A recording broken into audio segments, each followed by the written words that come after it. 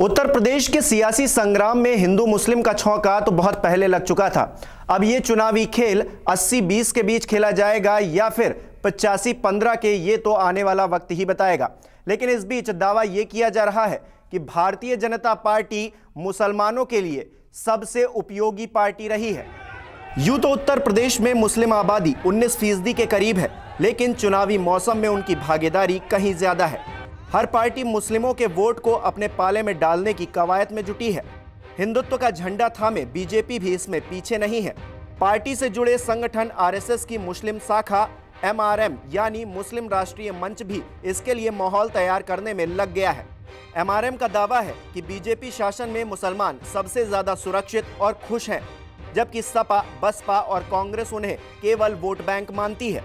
दावा यह भी कि 2014 के बाद से मुसलमानों के खिलाफ सांप्रदायिक दंगों और अत्याचार की घटनाओं में काफी कमी आई है।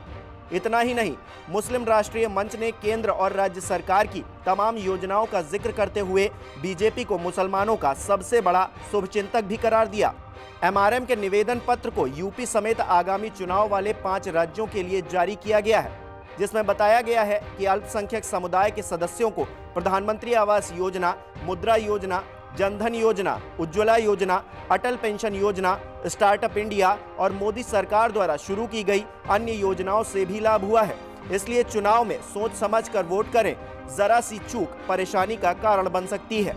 इस निवेदन पत्र में यह भी सवाल उठाया गया है कि कांग्रेस, सपा, बसपा समेत विपक्षी दल आरएसएस और बीजेपी के खिलाफ लंबे समय से ये कहकर दुष्प्रचार करते रहे कि अगर भाजपा आई तो देश से मुसलमानों को बाहर कर दिया जाएगा।